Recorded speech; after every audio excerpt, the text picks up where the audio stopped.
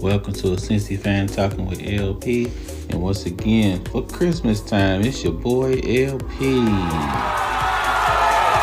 ho, ho, ho, ho. Ho, ho, ho. That's my jolly Merry Christmas.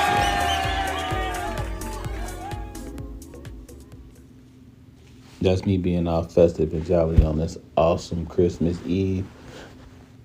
I was supposed to run this yesterday. It's supposed to be Christmas Eve, but I'm gonna keep it a buck with y'all because I love my podcast listeners. I love y'all, all four of y'all. We are from 2 to 4, I guess. I don't know. I was supposed to wrap Christmas presents because we don't want to be up tonight until 4 in the morning. That's like a messed up tradition that we finally broke this year, y'all. We finally did it. Wifey and myself, we wrapped up all the packages and everything. It's all set and ready to go, so we can just chill out and watch the Grinch. But in doing my rapping, I kind of got a little bit too engaged in some adult fluids to make the rapping go by a little bit smoother. And apparently I'm a lightweight now. Because it really didn't take too much for me to finish rapping the presents and go like, you know what? Nah, I'm good. I shouldn't really be podcasting. I might fall asleep while I'm talking. And I'm like, I didn't even really drink that much. Man, 21-year-old me would be so disappointed in current me. He'd be like, dude, we drink champs out here. What's wrong with you? Tighten up. But you know what? I'm not going to let you down, 21-year-old me. I'm going to do my thing, okay? Not drinking wise, because as I just told you, I'm lightweightish out here now. I really don't want to practice drinking again. Like, it's probably not super smart for me to be with all the kids, that I have and whatnot, just out here getting toasted. Not a good look. We'll jump on that train another time, I suppose. Hey, y'all, welcome back to the pod.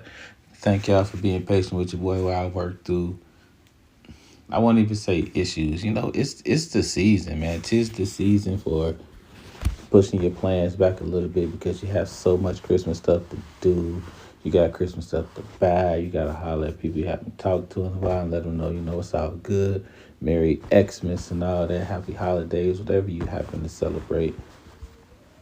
Hey, make sure y'all check in on y'all peoples too, man. Like, keep people in mind because it's tough out here for some people, like us included. Every holiday is difficult, but I mean, Christmas, you kind of feel the loss of your loved ones a little bit more.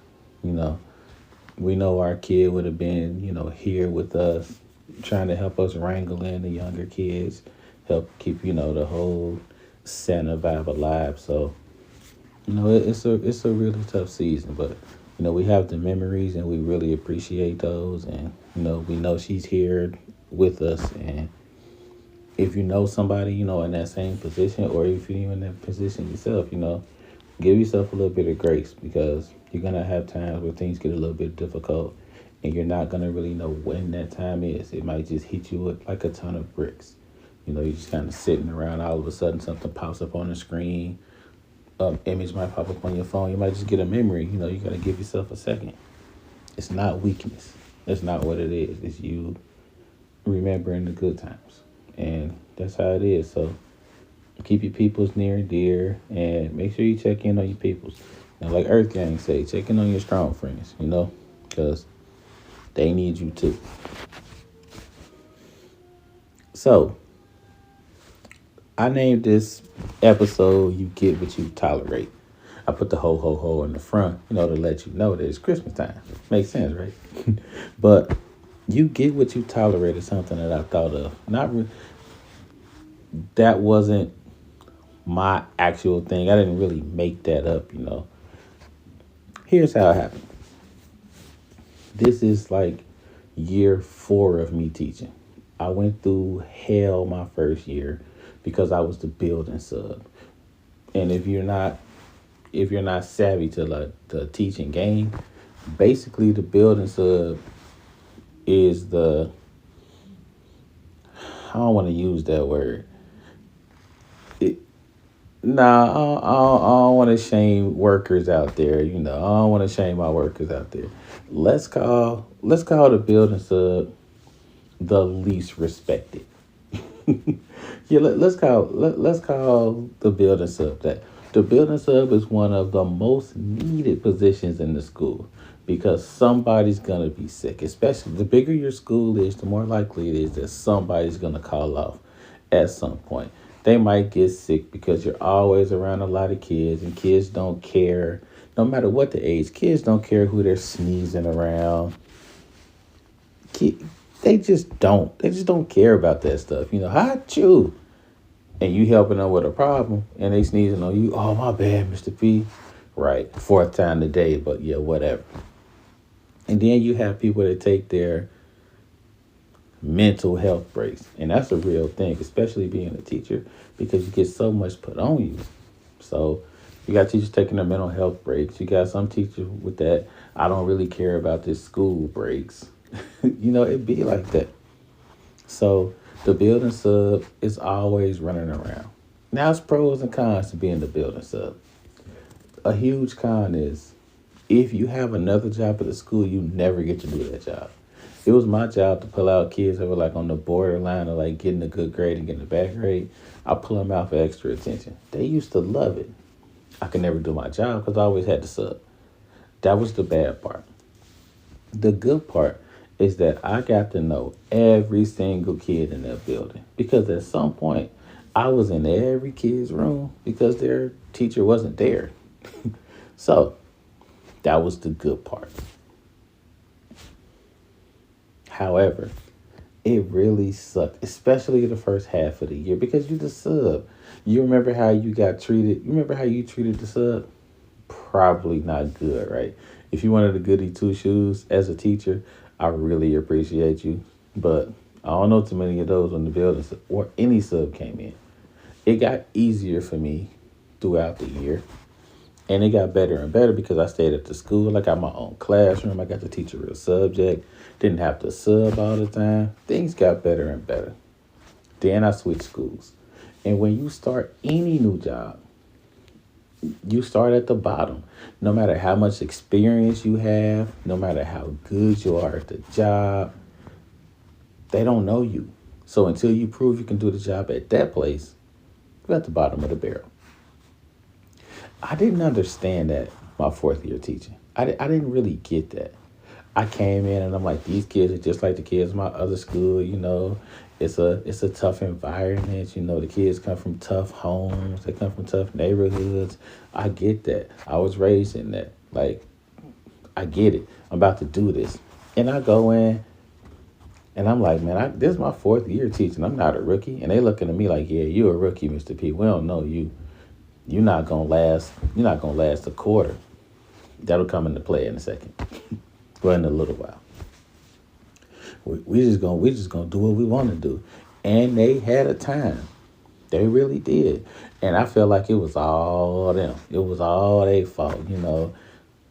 Y'all know how to do your job. It's just the way you was raised. You don't know what you're doing. Like we would have back and forth. So I'm like arguing with the kids, and I'm looking like, dang, is this life? It wasn't like this at my old school. So then I had a talk with the assistant principal, who was like over our grade level.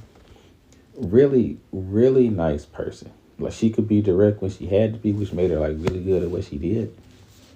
And she was like, look, Mr. P, you got to understand something. In this school, with these kids, you're not going to get what you want. You're not going to get what you feel like you deserve. You're going to get what you tolerate. And if you argue with the kids, you're letting them know that you're tolerating the whole back and forth. So when you're asking to do something, it's like, well, let me bargain my way out of it. Because you're tolerating that behavior, you're accepting it. So she was like, when it comes to teaching, you got to understand, whatever you tolerate, that's what you get. And I'm looking like, wow, you really just said a word to me. I've always been receptive to feedback. I feel like that's one of the best qualities of me being a teacher. I'm okay with somebody being like, hey, you should do this way. I'm really stubborn. I'm not gonna lie. But when it comes to the kids, it's like I want them to get what they need. I really don't care how they get it as long as they don't cheat. So if you can come in and go like, hey, you know what? I feel like you should be doing this. I'm listening. I'm like, if this can help the kids, I'm with it. So she broke it down to me and she's like, whatever you tolerate from these kids, that's what you're gonna get. And I feel like that's one of the biggest life lessons I got. In most situations, not all, because there's always exceptions to everything. Let's not get it twisted. Like in certain situations, you shouldn't be tolerating anything. You shouldn't be tolerating people disrespecting you. You shouldn't be tolerating people making you unsafe. No, definitely not that. But when it comes to teaching, the kids don't normally do what you say. They do what you tolerate. And they're always testing you. Always. So you can say the rule is no chewing gum in my class. But if you're looking at two kids chewing gum and you just kind of let it go, you just said it was cool to chew gum in your class. The rule is right there, but you not enforcing the rule. So either change the rule or enforce the rule. And once I figured that out, I took off as a teacher because my classroom management got better. And once that got better, the overall teaching environment got better. It would be like, okay, Mr. P's a chill guy, but he got these rules. And if you don't follow these rules, it's going to be a problem. That's basically how it is in my class now. I like Mr. P's class, but if you come in there chewing gum, he going to say something. If you start talking while he trying to teach you, he going to say something. Like, that's how it is in the classroom because I made a set of rules and I'm like, I'm not tolerating you not following these. In life, I've learned that this applies to pretty much everything. Not everything, but pretty much everything. Take my Bengals, for example. Yep. We're being done a disservice. I love my Bengals.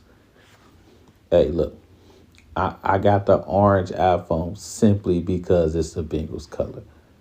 I got the Bengals hoodie. I got the Bengals hat. I got about 4 Bengals jerseys. I'm Bengals to the core. But for so long in this city, we've tolerated the Bengals as an organization, giving us second-rate activity. We've tolerated this. And when you tolerate something, that's what you get. That's what happens. I mean, the Bengals have us paying for a stadium.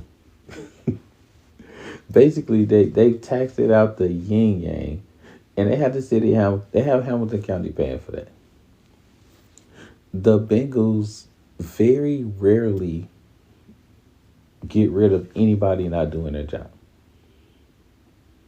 The Bengals, as a unit, have pretty much shown that as long as they're making dough,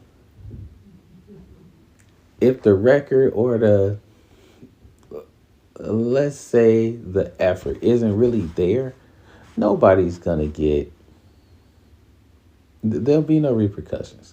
There are no consequences. As a city, we've said that's okay. And how have we said that's okay? We keep showing up to the games. We keep buying the merch. Me included. I told you what's in my closet. So until we go like, look, this isn't acceptable. This isn't a solid product. And if we don't get a solid product, we're not paying for your business.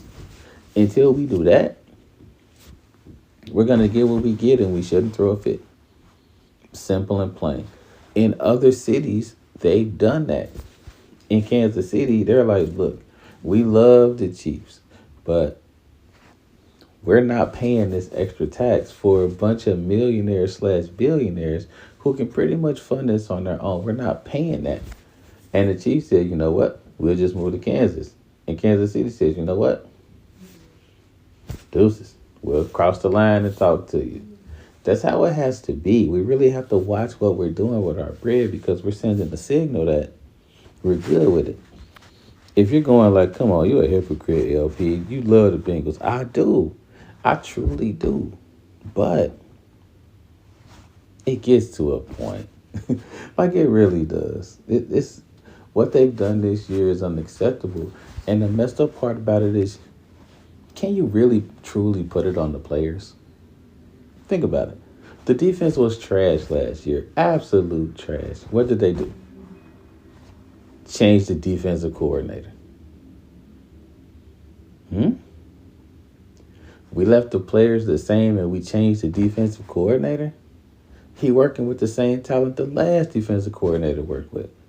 How are we making things better? It's just stuff like that.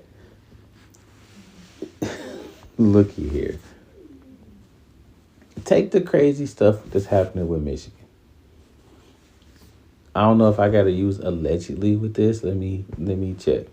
Yeah, I'm gonna throw out alleged because LP's bread isn't to the point where he can get sued for stuff like this, and I don't know. Everybody listen to the pod. It's gonna get out. So if you haven't heard, Sharon Moore got fired because Michigan did an investigation, and during that investigation, they allegedly found out that he was having an affair and all types of crazy stuff happened. They fired him. He shows up allegedly at the girl's house with two butter knives, and he's about it's just a sordid tale. I honestly feel bad for his wife for real, because imagine your entire private world just getting put right out there. And I'm not about to get into all the stuff that they allegedly said Sharon Moore was doing during the games and blah, blah. Because I don't know if that's true. I'm not about to drag that man through the mud. That's crazy. But why is Michigan surprised? Like, why would Michigan be surprised about this? I don't understand that. Because they accepted all of the nonsense that came with Jim Harbaugh because he was finally winning. He started off 0-5 against Michigan. Against Ohio State. He wasn't winning a lot of big games. And then all of a sudden they turned the ship around. They started beating Ohio State on the regular. They won the Big Ten 3 times. They won the national championship. And then we found out they cheated the whole time. Michigan's response? We didn't do it. So Jim Harbaugh leaves, and then they hire the offensive coordinator who got found out he was doing the same stuff. And Michigan is surprised at what happened. They tolerated all of the nonsense that went on because they were winning. They felt like if we're winning, all of this stuff will go away. And it doesn't work like that. My unks told me a very long time. And they said they didn't make this up, but they're like, when you get caught doing something, it's not the crime that gets you, it's the cover-up. And I don't understand why a lot of people don't get that.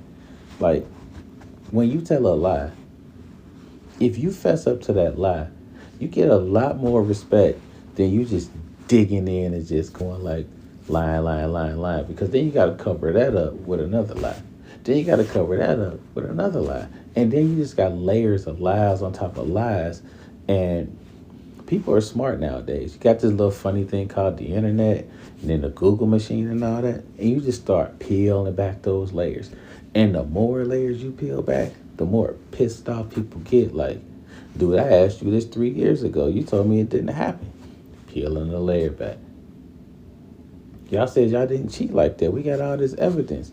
Peeling a layer back. And the more layers of that onion you peel back, the level of passivity just rises. But as a Michigan fan, can you really be upset? When all of this stuff came out, everybody was like, you know what? We're winning. So we don't care. And then you find out that this guy get caught up in all this mess. And all of a sudden it's, how could this happen? It's what the University of Michigan tolerated. And as we learned, when I started talking about this, in life, you normally get what you tolerate. You don't get what you want. You don't get what you deserve. You get what you tolerate. When I talk to new teachers, That's my main classroom management plan. It's very, to me, it's simple. To me, classroom management is simple, and it's not because I normally teach black kids and I'm a black man. Because that's not really a valid argument. Like most of the kids that I teach, they don't really have like male role models, so they really don't know how to respect male role models, especially if they're not principals or vice principals. Like seeing a male black teacher, they kind of go like, "Dude, what you doing here? You're not supposed to be doing this. You the sub." I get that all the time. I'm either the principal or the sub.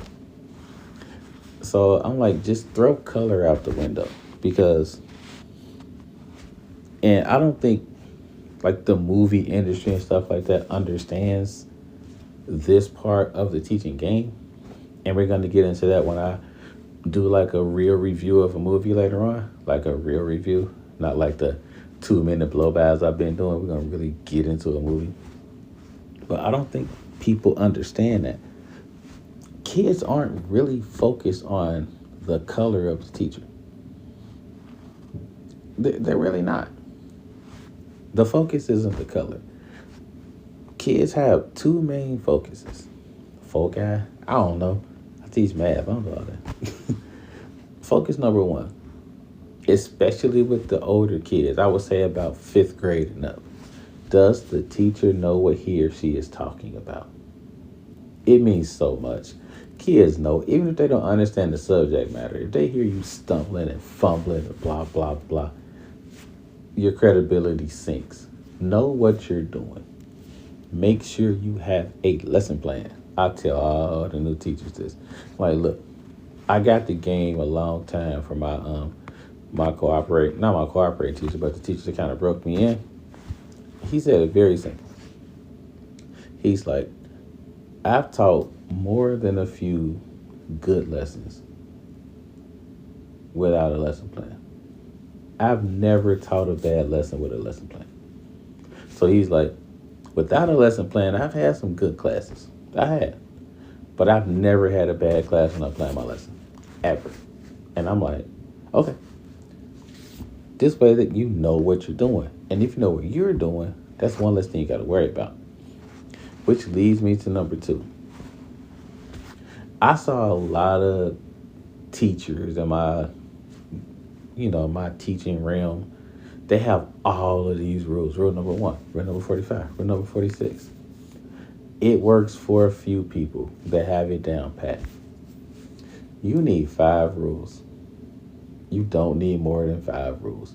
Usually, the rule that you make covers about 16 different things. Make sure you're picking rules where you're going like, this is my line in the sand. I'm not tolerating this. Because you get what you tolerate. We talked about that, right? You get what you tolerate. So, I'm big on kids being prepared. So that's rule number 3 in my class. Come to class prepared. Have a pencil. Have paper. And I understand. Like, some kids be down bad. Some kids be like, I ain't got no pencil. I'm not about to slow up the class because you don't have pencils and stuff like that. If you don't have what you need, hit the station over there. I got pencils. I got paper. It's there while supplies last. If I don't have any more, you out of luck. Like you SOL. I don't know what to tell you. But come prepared. Because when you get out in the real world, you need to be prepared. Because people aren't going to be helping you all the time. Sometimes they will, sometimes they won't. But you don't want to leave it up to people helping you. Help yourself. So that's my rule number 3. Have that. And to keep the kids. Teachers mess up the most when they draw lines in the sand and they allow kids to hop over that line, and then you draw another line in the sand, and then you have them hop over that line. You already made the rule. Rule number 3, follow the rule. So if I make a rule, and my rule is get prepared for class, and they're not prepared, then I'm simply following my rule. Like, you're not prepared. Like, natural consequences apply. You got to sit here and listen. You can't write. I don't know what to tell you. But I'm going to get an F. You can borrow a pencil for somebody. But you were the teacher. You supposed to have pencils. That's not really my job. Like, I've had pencils all year. I ran out. I don't have any more. So, what you want me to do? Like, it's not even my job to have your pencil. But I was doing that for you. Now I don't have any more, so I'm out. That's not on me. You know the rule. It's rule number 3. But my other class, I can get a pencil and give them like a shoe. I'm not doing that. I don't want your shoes, champ. Nah, your Jordan's crispy. I don't need those. I don't want those. Keep your shoe. Get a pencil. Borrow a pencil. Find a friend. If you don't have a friend, make a friend. If you can't make a friend, act like you cool with them. Get a pencil. I really do have these conversations with the kids in class. Like, seriously, I really do say it just like that. It irritates their soul. I love it. It's kind of like a perk of the job, like to kind of irritate the kid into doing what I want them to do. But you get what you tolerate. And I guarantee you, at some point, kids will follow the rule. Kids like structure. Like, they really do. I'm not lying. Like, I have the kids come in, grab a paper with 10 questions on it, do the 10 questions in like less than 2 minutes. Simple, not simple questions, but questions you don't need a calculator for. Knock them out. One day I'll just say, go in, start your quiz. We're not doing the 10 question paper today. Kids will go grab the paper anyway. Mr. Parker just wanted to grab the paper. And it's like, because they like that structure. It's not as simple as, oh, well, you get what you tolerate. Because life isn't simple. There'll be times where, people try to like bend that. And sometimes you have to bend that. Because, not saying rules are made to be broken, but sometimes rules have to be flexible, if that makes sense. Like, you get what you tolerate, and you got a rule that says your kids are on punishment if they come into the house after midnight. And that's your rule. And they know your rule. But they started coming home at 10:30 to be home at 11, and they tire blew out. They stranded on the road. Now, do you want them afraid to call you because they don't want to be late for curfew? Or do you want them to call you and go like, look, I know the curfew, but my tire blew out. Can I get some help? I mean, rules have to be flexible at some point. But at the same time, understand that if you keep accepting an excuse like that, and you're not asking for like proof, or I can come out and help you, I can call AAA or something like that, and they're giving you the same thing, then you're tolerating the excuse. So as long as it's something where it's not like a major every week occurrence, then you're following what you said. I just feel like learning something like that early in my teaching career helped me become a much better teacher. Like, I really had to thank my peoples for telling me that, because it just kind of put a light bulb on, because I apply that to everything. Like, I truly do. Like, if I'm having a conversation with somebody and they're not really respecting what I'm saying, I think to myself, I either got to stop talking to them, or I got to tell them like straight up, like I'm telling you something and I feel like it's going to help you. I feel like you're not even listening to me. What's up with that? Because if you say nothing, what you just did was you was like, I know you're not listening to me, and that's cool. You listen to me next time. To them, they're listening like, I can just kind of put you on the back burner. I can do that. Look what I'm doing. You're not saying nothing. And usually that person would be like, I didn't even know I was doing that. They really knew, but maybe subconsciously they didn't know. I don't know. But understand, in this world, normally you're going to get what you put up with. Put up with less, you get less of the stuff. That's how I kind of see things working out.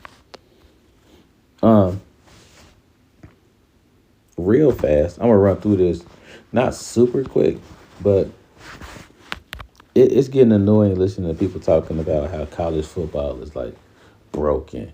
Like, I can't believe that they got these trash teams in the college football playoff and they're going to get blown out by 30, blah, blah, blah. Come on, man. I can fix the whole CFP thing super simple. Listen, watch how easy this is. You got 16 teams. I think right now they got like 5 automatic bids, blah, blah, blah.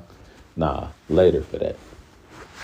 There are 8 conferences, I think. Maybe 9. Yeah, it's G5 and Power 4. So there's 9 conferences. If you win your conference, you get into the tournament. So that means there's 9 automatic bids, one for each conference. And then after that, you got 7 spots. Top 7 teams, get in. Seems simple. If it sounds familiar, it's because it is. That's what they do pretty much in every, not every NCAA tournament, but for the basketball tournament, that's what it is. If you win your conference, you get in. Simple.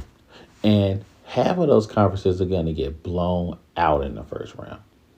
Like, it's not even going to be close. We're happy if they make it a game in like the middle of the second half. Like, it's legit good. But people are all like in a knot because you got 2 teams that quote unquote shouldn't get in. Come on, man. Don't let these college suits soup you up like that. What it really is these big brands, right? We know their names. People will watch those games. It's really a money grab. And it kind of makes me upset that us common folk are caping for the people making all the money so they can make more money. Now don't fall for that, man, because we don't want to carry their water. Like, they're making enough money. They don't need us out in the streets like, yeah, don't let the little guy in. Nah. Like, quiet as kept. I think the only reason they haven't kicked out all the smaller schools is because they don't want to get sued. Like, I really think that. But it's a simple fix. Inclusion for every team that wins their conference.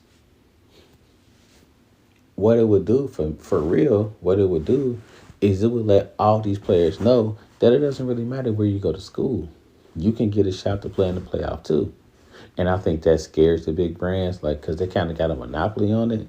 It doesn't make sense to be at a little school and you can't compete in the playoff. You should just transfer to a big school.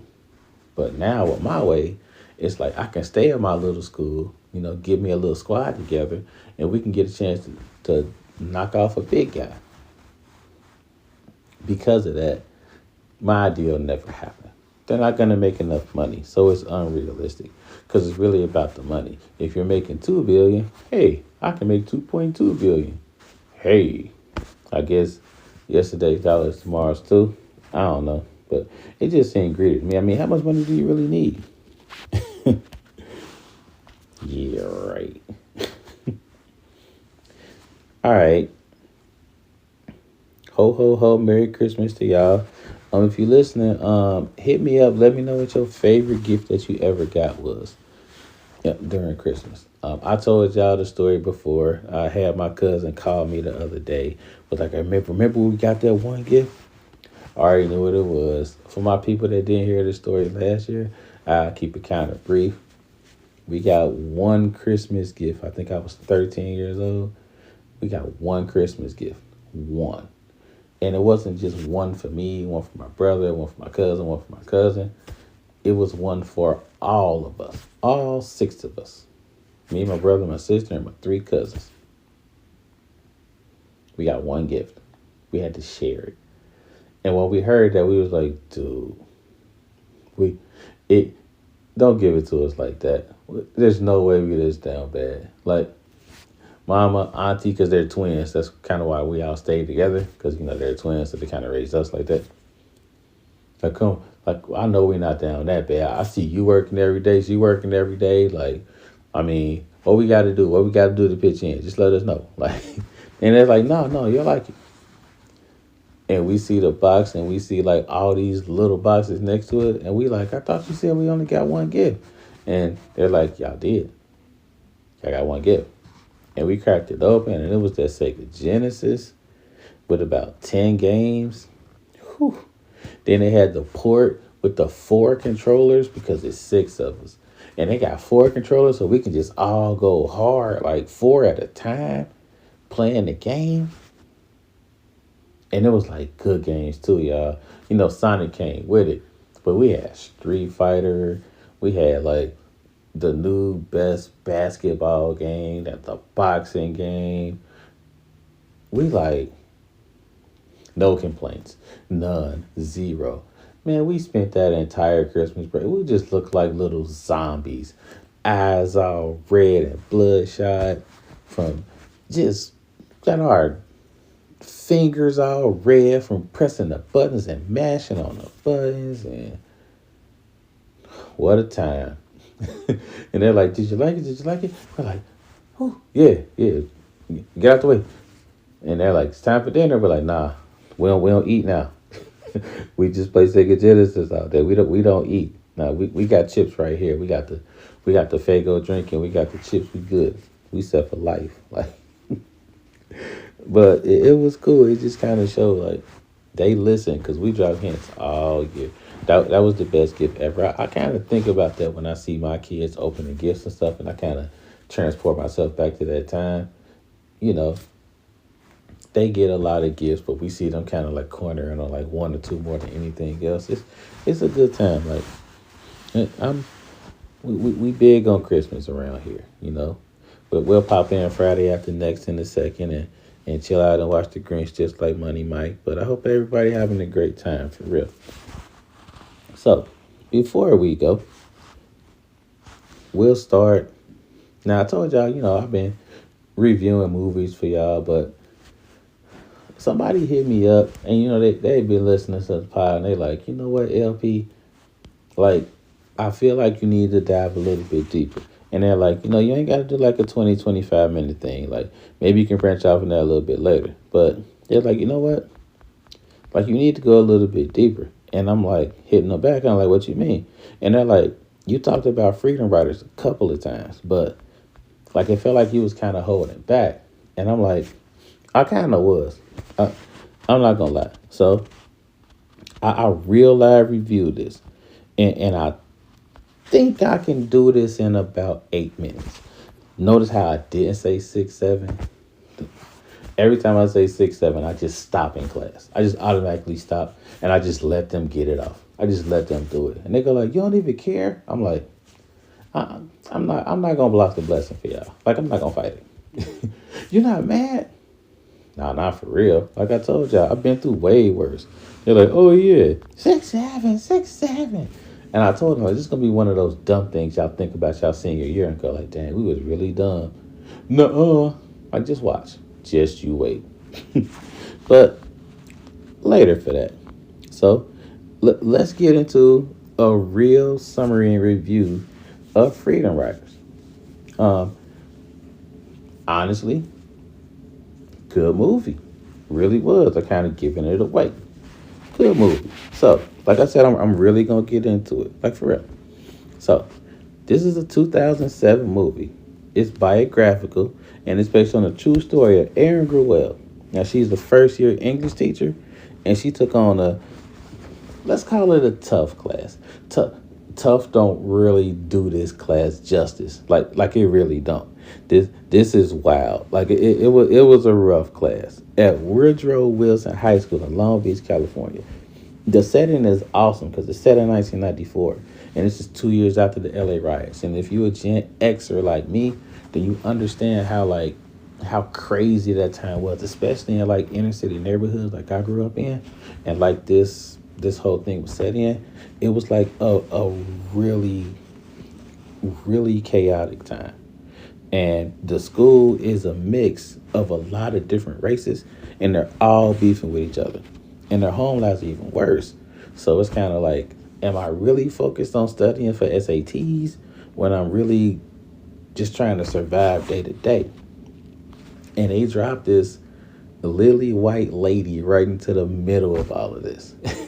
And chaos ensued for the first 45 minutes. So Erin Gruwell, she's played by Hilary Swank, $1 Million Baby and all that. She pops up in the school in pearls and she's all geared up and raring to go. And then she finds out this ain't that. It's not that. She tucking in them pearls super quick. I can't even blame her. You probably should have not brought them pearls to school. Not gonna lie to you.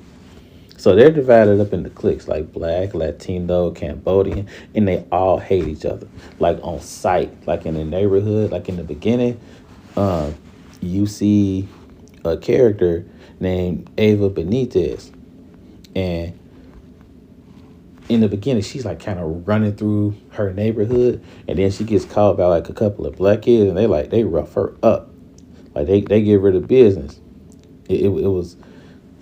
It's a rough area, and they're looking at Lily White, Aaron Gruel pop in there, and they're looking at her like, yeah, she's not gonna make it past the quarter. She's not gonna make it past a month. I've heard the exact same thing. So when I heard them say that, it kind of piqued my interest. Like the first time I saw it, I'm like, whoa, like that's really how these kids talk. So things are going on in the school. She's having like trouble connecting with the kids. So she does what a lot of white teachers do. Like they pop into Tupac, stuff like that, and they're like, oh my God, yeah, he's really talking, about, double entendres and similes and metaphors.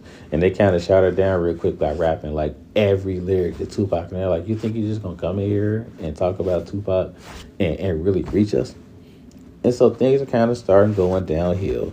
And the real turning point for me, like for her in the classroom, is when she saw a racist drawing. Like somebody drew a picture of this black boy with like real big lips and a really big nose, and they're passing it around and everybody's laughing. So he gets it and he sees that it's him, and his face just instantly drops and he like sinks down in his seat. That's like the signal for when a kid is visibly embarrassed. Like you can tell as a teacher. So you can tell she just stopped thinking, and that really helped her because she just started letting them know, like, look, this is how do I put this? Yeah, I'll just be honest. Like, this is how the Nazi movement started.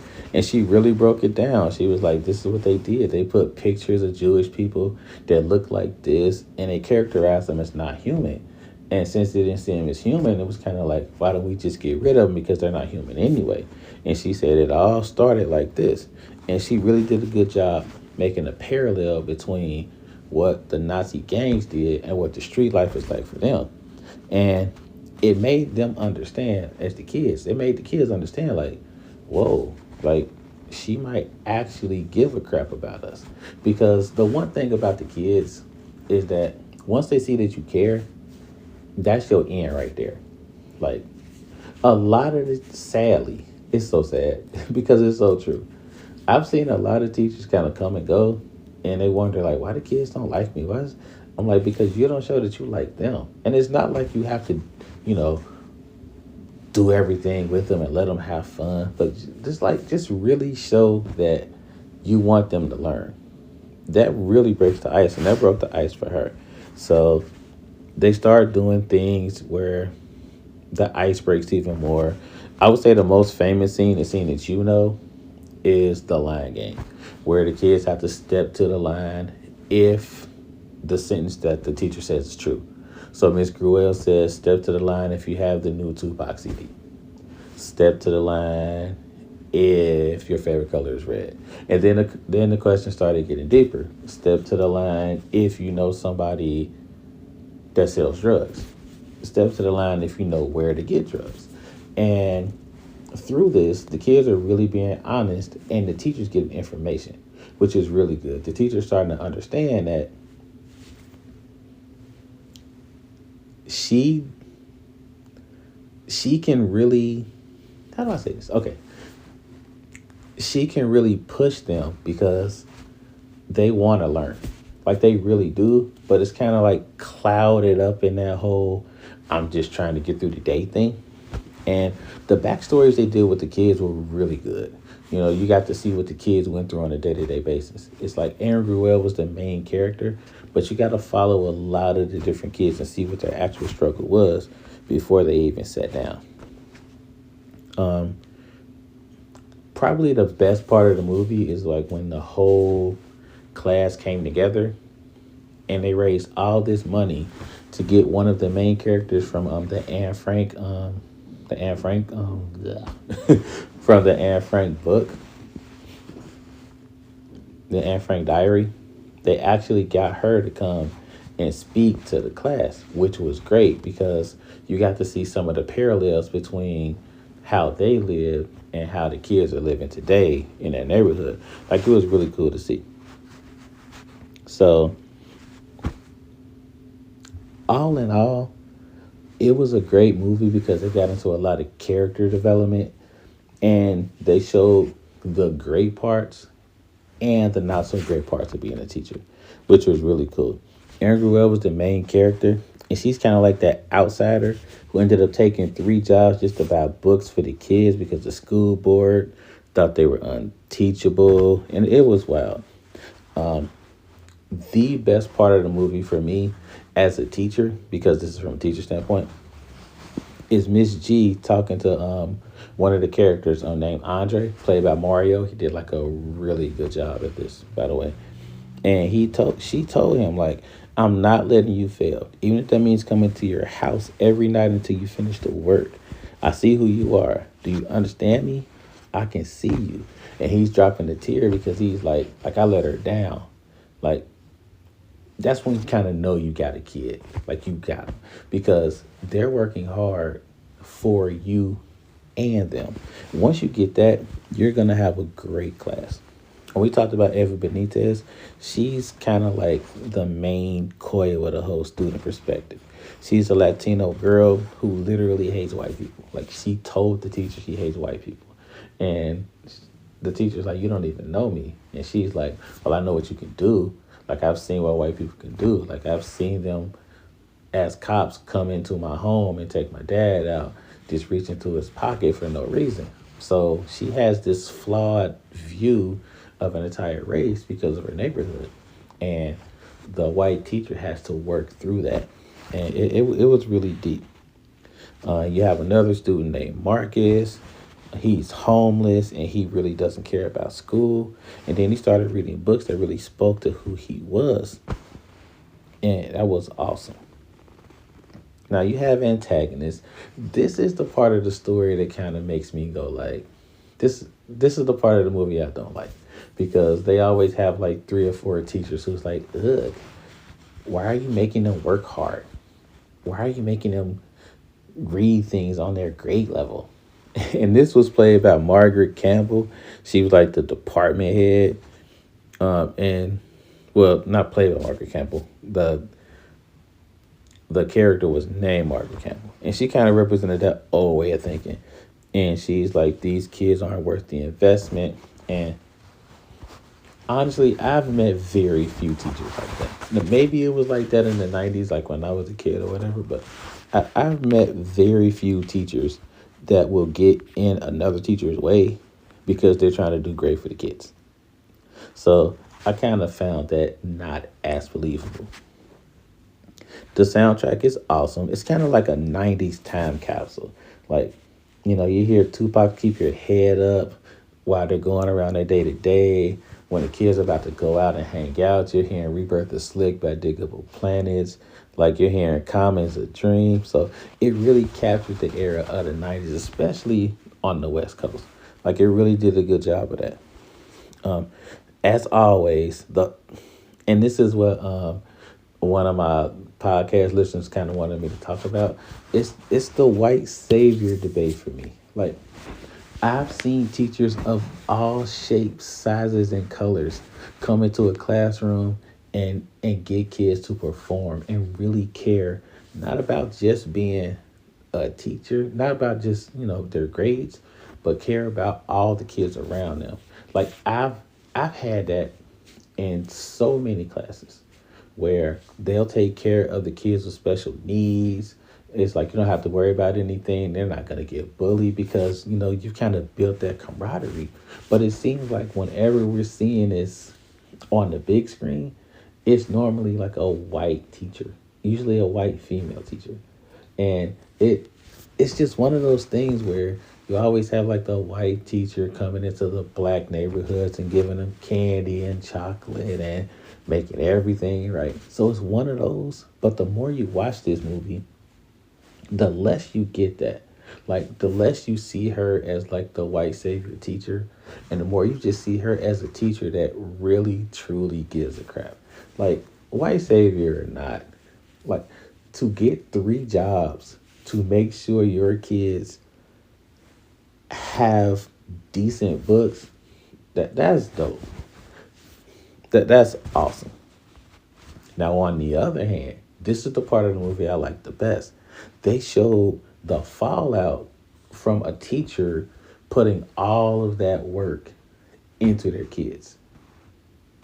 They showed the fallout because her her husband, played by Patrick Dempsey, his name was Scott. And you could see him pulling away more and more because the more she went into her class, like the more she poured into them, the less she gave her husband. And you don't want to be, you don't want the husband to be a baby, like, take care of me. But you can see her gradually just not being there. She's taking job after job after job and expecting him to just fill his time. And he's like, this is not what I signed up for. This is what you signed up for. But at some point you have to put them aside and spend time with your husband. And she really didn't understand that. Like her entire personal life was falling apart. And she didn't see it until it happened. And it was just, I won't say it was just dope and awesome to see, but it was amazing to see how the movie was able to capture that alongside the great work she's doing with her kids. Like, I thought that was cool. And the impact of this story was amazing. She she in real life taught 150 students, and all of them graduated from high school, and most of them went to college. This was in 1994. That's mind blowing today. Like for real. So that's the entertainment part. If we're talking accuracy, the accuracy part, which is important for me, like as a teacher, we're focused on the entertainment and we're focused on the accuracy. So when I review these movies, you're going to hear both. So it was 150 that really graduated. The character actually got divorced. They really got divorced because her obsession with the job became the third person in their marriage, it felt like. So she worked multiple part-time jobs just to pay for the kids' books, like I talked about before. It's one of those things where it's kind of bittersweet. You know, you give up all of this to get the kids where they are. This is the only part that's really disturbing for this movie because I feel like people that aren't teachers, they watch movies like this and they go like, this is what you have to do to be a great teacher. And that's super unfair.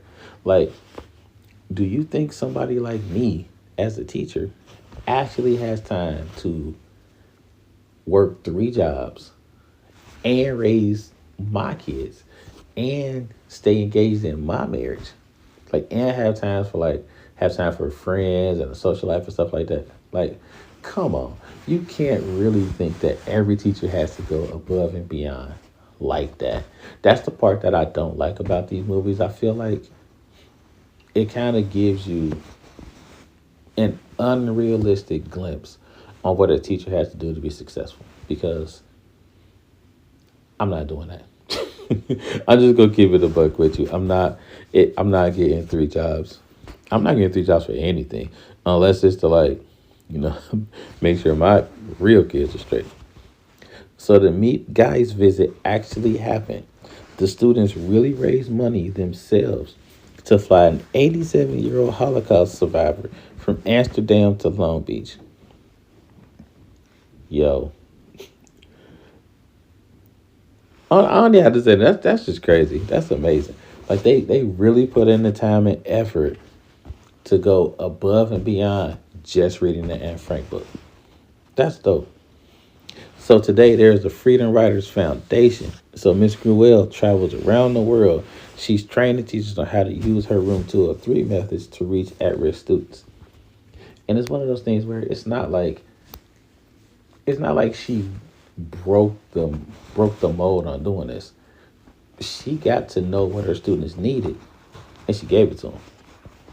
I don't think a lot of teachers really want to do that. So the movie had a solid mix of entertainment and teacher student accuracy. My last flaw for this movie, there's no way these actors are anywhere near the age they play. Like, it's the part I laugh about. Like, I sit back and watch this movie sometimes and go like, come on, man. Dude got like a full mustache and half of a beard. He in the ninth grade. Really? Seriously. Nah. Like, we need some hair and makeup people to pop up in this joint. Like, they had this one dude talking like at the beginning of the 10th grade year. He had to be at least 24. I'm supposed to believe he's 14, 15 years old. That was the part that made me kind of like, you notice it less and less as the movie goes on because, you get engaged in the story. Like, come on, man. We did that so much in the 90s, man. You'll have like 24-year-old people playing 17-year-olds. And then I walk into school and like all my friends, we all like between 5'5" and 5'10". And we looking at like, dude right here, he would be in my class. Man, it'd be like a football, basketball phenom out this piece. Like, ugh. So the characters not looking anywhere near their age and the white savior trope, like, it's not enough to make me not like this movie. Like, it irks my soul sometimes. But overall, this movie really shows what can happen in the classroom when you have the students presented with a teacher of any color that shows that they genuinely care about them. Like, it's a really good teacher movie. Honestly, I probably think it's one of the best of the teacher movie genre. Like, for real. It's really that good. Between the soundtrack and the acting and the storyline and the multiple subplots that all weave into the whole teacher thing, it's a 9 out of 10. I got to take off a point. I got to take off a point for the... Dude, these are not 13, 14, 15-year-olds. Ain't no way. But other than that, this is probably one of the best movies of the teacher genre. If you haven't seen it, you should definitely see it. If you have a teacher and they haven't seen it, you got a teacher friend, they haven't seen it, make them see it too. That was way past 8 minutes, but like, I promised somebody that I would do that. So that's how I'm gonna do these from now on. I'm gonna do them just like that.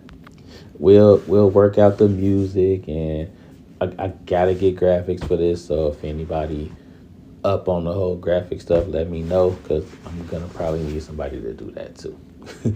But hey, it's Christmas. It is Christmas. Happy Kwanzaa, happy Hanukkah, Merry Christmas, all of that. Stay safe out here. Don't drink too much and get sleepy like me. Play that music.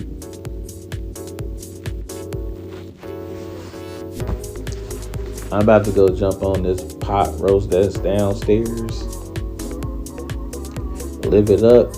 Try to see if I can sneak open some presents or something like that. And see how many times I can watch Friday afternoon before I go to sleep. Y'all with that?